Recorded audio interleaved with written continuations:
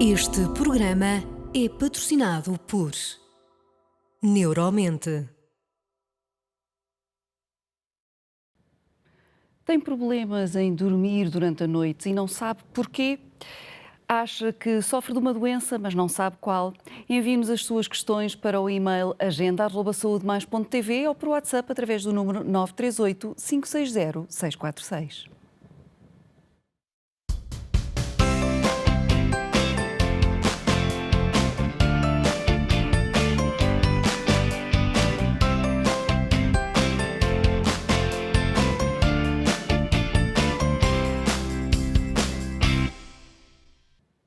Durante muito tempo o sono foi desvalorizado, mas hoje sabemos que tem uma função reparadora, estando relacionado inclusive com o nosso sistema imunitário. Existem diversas patologias associadas ao sono, umas mais conhecidas do que outras, e hoje vamos saber quais são, com a ajuda do Dr. Tiago Corujo, neurofisiologista. Olá, Dr. Tiago, bem-vindo. Obrigado. Comecemos precisamente com estas patologias do sono. Quantas são as patologias do sono que existem? Muitas. Muitas. Existem mais de 100 patologias do sono, as pessoas podem não ter esta ideia, mas existem mais de 100 que podem ser causa de outras patologias, ou então que podem mesmo elas causar patologias, ou então ser uma patologia, digamos, mais pura por si só do sono. Mas temos mais de 100. E quais são as mais comuns? As mais comuns que toda a gente associa ao sono é a apneia de sono, o ressonar e a insónia. Eu diria que são as três patologias que toda a gente conhece e que dispensam apresentações, que toda a gente sabe que é uma paragem respiratória de uma apneia de sono, ou ressonar, e até há aquele mito que ressono tão bem que até durmo, e obviamente as dificuldades em dormir, ou então acordarem durante a noite e não voltarem a dormir, ou então acordarem muito cedo e não voltarem a dormir até de manhã, que são as denominadas insónias. Mas depois existem outras que são comuns para nós que trabalhamos na parte do sono e mais incomuns e desconhecidas para as pessoas. Que é dessas que vamos falar hoje. Mas em relação às patologias, elas podem desaparecer ou temos que aprender a viver com elas ao longo da vida? Não podem desaparecer e também não temos que saber viver com elas, porque até as consequências de vivermos com elas podem ser muito graves se não as tratarmos. O ideal será sempre pedir ajuda para tratarmos essas patologias. Vamos então às perguntas do nosso público. Temos connosco a pergunta da Telma Jacinto, de 23 anos, de Coimbra. Por vezes, quando me vou deitar, sinto necessidade de mexer as pernas, como se tivesse bichinhos por dentro. Às vezes, tenho mesmo de me levantar e andar um pouco antes de regressar à cama. Será que tenho síndrome das pernas inquietas? Como posso saber ao certo? Pronto, pela descrição, leva-nos a um possível síndrome das pernas inquietas, que tem mesmo essa descrição, parecem uns bichinhos que sobem pelas pernas, um desconforto, ou seja, por norma as pessoas documentam, são formigueiros e perdas por vezes até de sensibilidade desde a planta do pé, que tem esta via toda ascendente pela perna, têm uma necessidade urgente de mexer as pernas, não conseguem estar com as pernas paradas, não conseguem estar sentadas, mesmo durante o dia, muito tempo, e por vezes sentem as pernas também muito quentes e uma pressão nas pernas. Todos estes sintomas podem acontecer durante o dia e são muito mais agravados e são mais comuns também na hora de ir para a cama. Então tem mesmo esta necessidade. Como é que se pode saber? Através de análises clínicas e de uma polissonografia, conseguimos documentar e verificar os movimentos que a pessoa e quantificar os movimentos que a pessoa faz de pernas ou de braços durante a noite, e depois através de análises clínicas vemos a parte de ferro, de magnésio, se eventualmente há algum déficit que possa ajudar. E qual é que é o tratamento adequado no caso desta síndrome? Por norma é medicação. Através de medicação conseguimos reverter o problema. Lá está, temos que ver toda esta parte de análises clínicas, mas por norma através de medicação conseguimos resolver o problema. E é comum em adultos e crianças? É muito comum em adultos, não é tão comum em crianças, apesar de cada vez começar a ser mais comum. Ou seja, as crianças também têm síndrome das pernas inquietas. O grande problema é que elas não sabem referir a dor ou o desconforto que têm. Temos muitas crianças que se mexem muito antes de dormir, que por vezes temos que avaliar e suspeitar no síndrome das pernas inquietas. Então teremos que fazer aí análises clínicas, nomeadamente à ferritina, para percebermos aqui a quantidade de ferro que a criança tem, que pode estar em déficit, e então ajudar a criança a adormecer melhor. Mas existem nas crianças, mas é mais difícil porque elas não nos documentam e depois os pais também não chegam a nós com esse problema. E aqueles espasmos que às vezes sentimos antes de adormecer, que parece que vamos cair, são normais? Normais.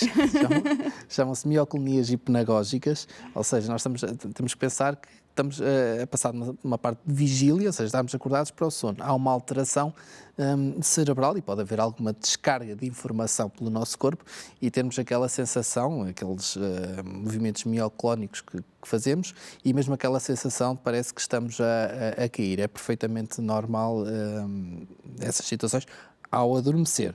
Exato. Se isso continuar durante a noite já não é normal e já requer avaliação.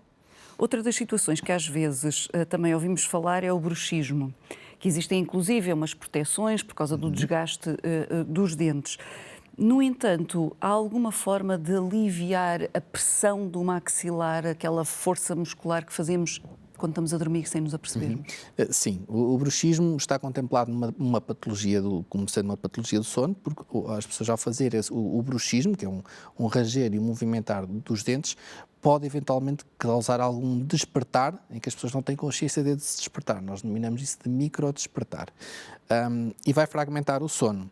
A goteira que as pessoas usam para não ranger os dentes e para não estragar os dentes é o tratamento de primeira linha. Depois poderemos eventualmente equacionar aqui algum tipo de farmacologia, mas o ideal será fazer sessões de fisioterapia, a articulação temporal-mandibular, que ajuda na recuperação, relaxar, não é? A relaxar e a não provocar tanto o bruxismo durante a noite. Vamos a mais uma questão dos nossos espectadores, da Fabiana Guedes, de 52 anos, de Vila Real. O meu filho de 17 anos dorme imenso. Se o deixar é capaz de dormir o dia todo e nem para comer acorda. Isto é normal? Não é normal. Temos que, primeiro, para comer, se estamos a falar de pequeno almoço ou almoço, temos que perceber toda a parte do sono da criança, do adolescente, neste caso. E como foi a véspera? Como foi a véspera, a que horas é que foi para a cama. Pronto, temos que rever aqui tudo isto. Mas se ele tiver nós denominamos atraso de fase, se for tarde para a cama, tarde, meia-noite, 1, 2 da manhã, e depois tiver dificuldade em acordar e dormir até ao meio-dia, estamos perante uma patologia, um atraso de fase. Agora, efetivamente, há pessoas que nós denominamos os long sleepers e os short sleepers. Há uns que precisam de 12 horas para fazer os ciclos de sono que devemos fazer. Há outros que necessitam de menos tempo. Obviamente não estamos a falar aqui de 3, 4 horas, estamos a falar de mais horas para fazer os ciclos de sono completos. Mas temos que rever aqui toda a parte da anamnese e perceber aqui um bocadinho o contexto. Mas, sim, à primeira vista, eu diria que se calhar convinha avaliar. E quais são as possíveis causas destas sonolências? Têm a ver também, neste caso, não sabemos não sabemos muita informação da origem desta situação, mas é possível que também esteja envolvido o nosso relógio biológico, como dizia, de não haver necessidade de dormir tanto, ou de dormir mais, ou a pessoa ser mais diurna, mais notívaga? Sim, o nosso relógio, cada um tem o seu próprio relógio biológico, nem todos temos que dormir às 8 horas, 8, 9 horas recomendadas. Sim, nem mais. Há pessoas que necessitam de mais horas para fazer normalmente entre 3 a 5, 6 ciclos de sono que fazemos por noite. Ou seja, contempla a fase 1, 2 e 3 do sono e depois faz sono REM, ou seja, isto é um ciclo. Então temos que fazer esta repetição entre 3 a 5, 6 vezes, dependendo da pessoa. Agora temos que perceber essa pessoa em 5 horas ou 6 horas faz esses 6 ciclos, digamos assim, ou se necessita de 12 horas para fazer esses 6 ciclos. E o que é costume fazer nestas situações? Ou seja, há um tratamento, há uma terapêutica, fisioterapia? Depende do que estamos aqui a falar. Se estamos a falar do relógio biológico, estamos aqui a falar de duas coisas fundamentais. Há alguma medicação, nomeadamente melatonina, que vai substituir não vai substituir, mas vai ajudar à produção da melatonina a horas ideais para dormir, e depois exposição à luz solar. O nosso sono funciona através de um dos nossos relógios, o nosso relógio biológico é o relógio da luz solar. E então, começar a receber luz logo pela manhã, nas primeiras horas da manhã, vai ajudar a reprogramar aqui o nosso relógio biológico, depois juntamente, eventualmente, com regras de higiene do sono, se estivermos a falar desse atraso de fase, e alguma parte de medicação. As insónias normalmente são o oposto, ou seja, a pessoa acorda muitas vezes durante a noite e não consegue voltar a dormir, não é excesso de sono. Como é que podemos identificar se foi uma noite apenas mal dormida ou se já estamos perante um quadro de insónia? Uma noite mal dormida é fácil identificar, porque na noite a seguir, ao passar 2 noites, nós vamos conseguir dormir normalmente. Nós, para termos aqui um quadro de insónia, tem que ser algo repetido no mínimo há 3 meses e acontecer entre 2 a 3 vezes por semana, ou seja, tem que ser algo prolongado. E estamos aqui a falar em dificuldade em iniciar o sono, ou seja, uma pessoa que vai para a cama às 10 da noite, por exemplo, e demora 40, 50, 1 hora ou mais a adormecer, acordar, despertar durante a noite e ter dificuldade em voltar a dormir, ou então acordar por volta das 4 da manhã e não dormir mais até à hora de se levantar da cama. Depois existem aqui vários tipos de insónias, dependendo da causa que está associado. Mas, por norma, tem que ser um quadro que já é algo prolongado, no mínimo há 3 meses e acontecer entre 2 a 3 vezes por semana.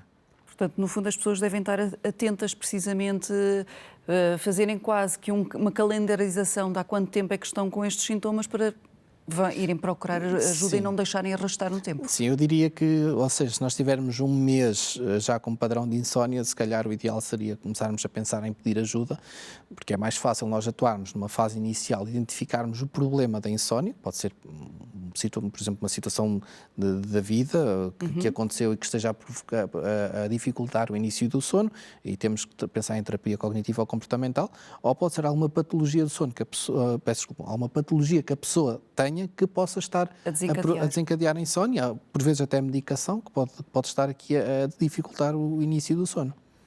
Vamos agora à pergunta da Leonor Tavares, de 28 anos, de Espinho. Sempre dormi bem, mas ao acordar, às vezes sinto que estou acordada, mas o corpo não responde. E tenho uma sensação de pânico e falta de ar, que depois passa. Devo procurar ajuda? O que pode ser? Temos aqui 2 coisas. A sensação de falta de ar pode-me dar a ideia de uma apneia do sono. É muito comum as pessoas, até durante a noite, acordarem com uma sensação de sufoco, parece ter uma pressão no peito ou parece que estão a apertar o pescoço, poderá remeter aqui para uma apneia de sono. Agora, o facto dela acordar e não se conseguir mexer, podemos estar a falar da paralisia do sono, que é uma patologia que acontece quando nós estamos a acordar e estamos a sair da fase sono-REM. Nós, na fase sono-REM, os nossos músculos devem estar relaxados e não mexer. E nós despertamos nessa fase e aquela parte dos músculos que já deviam começar a mexer ou a contrair ainda não contraem durante algum tempo, e então dá-nos a paralisia do sono.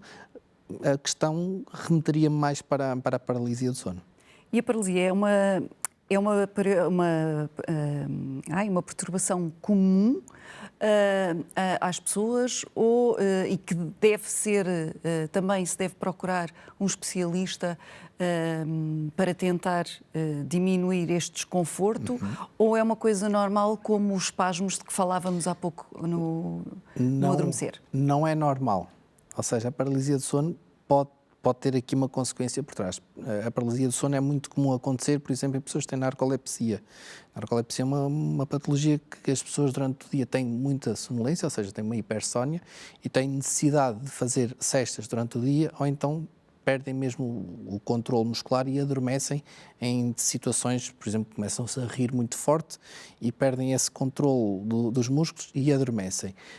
E a paralisia do sono é comum acontecer nesse tipo de pessoas. Por isso, quem tem paralisia do sono deve procurar ajuda, porque temos que perceber para trás o que é que está relacionado, não é? Sim. Vamos agora à questão do Raul Lemos, de 54 anos, de Santo Tirso. A minha mulher queixa-se que durante a noite me mexo imenso e chega a dar-lhe pontapés, ao ponto de ela ter de me acordar. Como posso resolver esta situação? Pedir ajuda. Acho que é sempre, como sempre, pedir ajuda para avaliarmos. Podemos estar aqui perante 2 coisas. Poderemos estar perante um síndrome das pernas inquietas, que as pessoas movimentam, ou seja, o síndrome das pernas inquietas, as pessoas mexem periodicamente as pernas durante a noite e por vezes podem dar um pontapé, ou um movimento, ou um encosto ao companheiro ou à companheira. a pergunta remeteria mais por aí, mas temos que ter e perceber mesmo a Melhor anamnese, o histórico, porque temos que perceber muito bem que tipo de movimentos são esses. São movimentos que acontecem durante a noite e não mais que isso. Se estiver aqui associado a gritar, falar, a comportamentos violentos, sonhos violentos, podemos estar perante uma patologia que se chama REM Behavior Disorder. Pronto, e temos então a fazer aqui esta diferenciação e fazer uma polissonografia, que é o exame que vai avaliar essas duas situações. No caso da última patologia de que fala, qual poderá ser a causa? A causa está documentada que é uma alteração no tronco cerebral. Pronto, nós temos uma alteração no tronco cerebral que é muito até coincidente com a doença de Parkinson, é a mesma que acontece. E nós conseguimos prever, ou seja, conseguimos ver essa alteração que acontece no tronco cerebral através do REM Behavior Disorder da seguinte forma: durante o sono e durante a fase sono REM, nosso cérebro está ativo, está a sonhar. E os nossos músculos não mexem, ou seja, só o nosso cérebro é que está a funcionar, ativo. Digamos assim, ativo. E o que é que acontece? Essa alteração faz com que não haja ali uma barreira, se pensarmos numa barragem, com que a informação que nós estamos a sonhar durante a noite não passe para os músculos e que nós não tenhamos os comportamentos que estamos a viver nos sonhos. A alteração do REM Behavior Disorder, há uma fuga nessa barragem, ou seja, há essa alteração no tronco cerebral que emite impulsos nervosos pelo corpo e então temos a manifestação motora do que nós estamos a sonhar. E é esta alteração que é compatível também com as pessoas que têm doença de Parkinson. E estes distúrbios, no fundo, podem estar associados a problemas neurológicos, lá está, essa parte da barragem. Sim. Podem estar associados a Parkinson, a demências, nomeadamente a demência de corpos de Levy, está associada então a isso. E conseguimos, através da polissonografia, se detectarmos essa patologia, conseguimos detectar muito tempo antes de algum tipo de sintoma que a pessoa possa ter. E qual é que é normalmente a terapêutica que depois é usada uma vez diagnosticado o problema? Por norma é farmacológica. São terapêuticas farmacológicas, é feito um estudo exaustivo e a pessoa tem que ter um controle evolutivo da situação ao longo do tempo. E com os fármacos consegue-se controlar, ou seja, repor essa barragem que deixa passar a informação que não é suposto? Sim, conseguimos.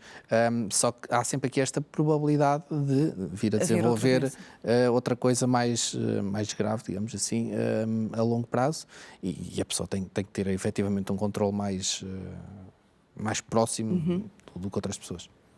A última questão é do Nuno Romão, de 49 anos, de Torres Vedras. Nos últimos meses a minha mulher fala imenso durante o sono. Às vezes ri, outras vezes chora e eu não sei se a devo acordar ou não. Será que ela devia procurar um especialista?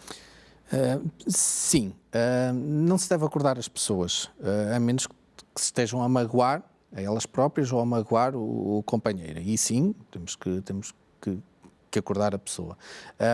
O falar e gritar, o falar e chorar durante a noite pode acontecer e pode não ser patológico. Agora temos é que perceber que tipo de sonho é que a pessoa está a ter. Normalmente, se forem sonhos violentos, se forem sonhos que nos estão a agredir ou que estão a agredir alguém de quem nós gostamos e nós vamos em auxílio, é este tipo de sonhos que as pessoas com REM Behavior Disorder têm e que nos referem. Temos que perceber essa parte.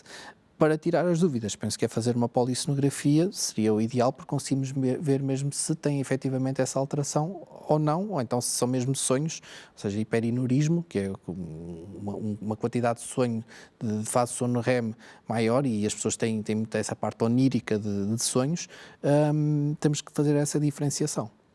E aqueles mitos, ou não são mitos, de que às vezes as pessoas a falarem no sono conseguem manter conversas se o parceiro estiver acordado e começar a puxar. Isso é verdade? O nosso cérebro vai respondendo?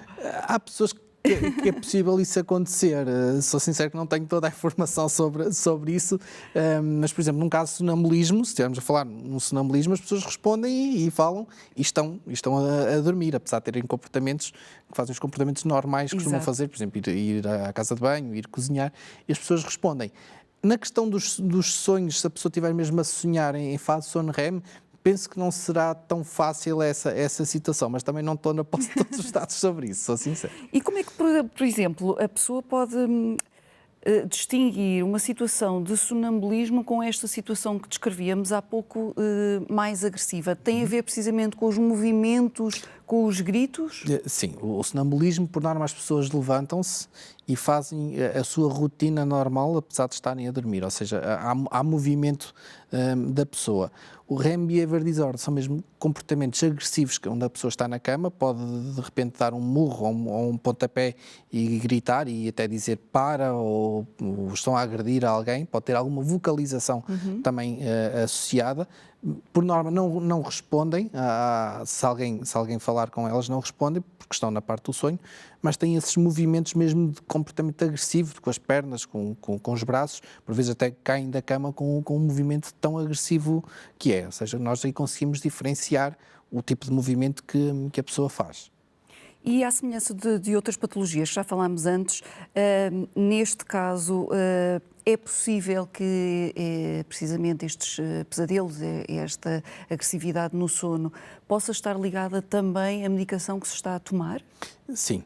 Existe medicação que pode provocar, não só medicação, mas outras situações que podem provocar este REM Behavior Disorder, nomeadamente medicação antidepressiva, os inibidores da recaptação da serotonina, que hoje em dia são muito utilizados e Portugal é um dos países que mais toma esses medicamentos, podem provocar esse REM Behavior Disorder, esses comportamentos anormais. Depois temos que pensar também noutras situações, alterações neurodegenerativas que podem acontecer no tronco cerebral, AVCs que podem acontecer no tronco cerebral também podem causar essas alterações. Mas sim, esta parte farmacológica é muito importante, porque pode efetivamente provocar esta patologia. Mais uma vez, é fundamental que as pessoas consigam relatar não só o que sentem, mas depois toda a medicação que estão a tomar, todas as outras patologias que poderão estar a desencadear estas situações. Sim, e eu até referia mais, acho que é muito importante os companheiros, porque às vezes as pessoas não têm noção.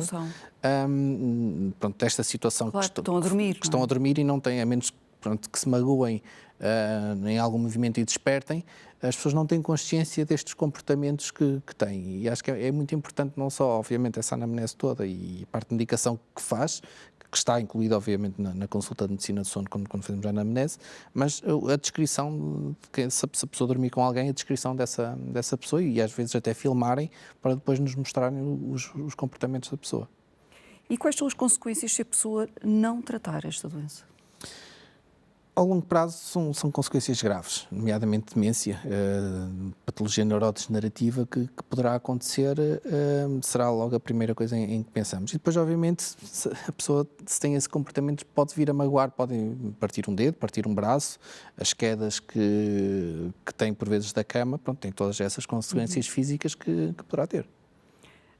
Hoje falamos de uma série de patologias que não são tão conhecidas, digamos assim, como falávamos no início da apneia ou a insónia. Em resumo, que conselhos é que gostaria de deixar a quem nos vê para, quando sentem estes primeiros sinais, não desvalorizar? Nunca desvalorizar. Eu acho que é importante não só nós percebermos se temos um sono de qualidade, mas também ouvirmos e pedirmos às vezes informação, se dormirmos acompanhados aos parceiros, como é que é o nosso sono. Se virmos que há estes comportamentos, porque muitas pessoas às vezes referem, estou só a sonhar, ok, pode haver então esta parte de falar, por exemplo, durante a noite pode não ser grave, mas poderá haver outra coisa ali por trás que é importante avaliarmos. Daí acho que é fundamental sermos críticos em relação ao nosso sono. Se não dormirmos bem, não podemos desvalorizar porque as consequências são graves a longo prazo e a pessoa que dorme connosco, também ouvirmos essa pessoa se efetivamente ela se queixar que não temos noção de qualidade. Mesmo porque muitas vezes o que acontece é ouvirmos das pessoas esta noite sonhei tanto que não consegui descansar. Portanto, já é essa consciencialização de que não foi um sono reparador. Nem mais. O facto de nós sonharmos muito e nos lembrarmos dos sonhos também não é bom, porque quer dizer que nós despertamos na fase sono REM, por algum motivo, e que o nosso sono não está a ser um sono reparador, ou seja, o sonharmos muito e lembrarmos dos sonhos pode não ser também um bom indicador de sono reparador. Muito obrigada, Dr. Tiago, Obrigado. Pelos conselhos que vai deixando aqui, quer para quem nos vê, quer para mim própria. Muito obrigada. Obrigado. Hoje conversámos sobre algumas patologias relacionadas com o sono. Se se identifica com algumas destas situações, procure ajuda de um profissional de saúde para fazer o diagnóstico adequado. Continuamos a contar com a sua participação, por isso envie-nos as suas perguntas para o e-mail agenda@saudemais.tv ou por WhatsApp através do número 938 560 646. Fique bem.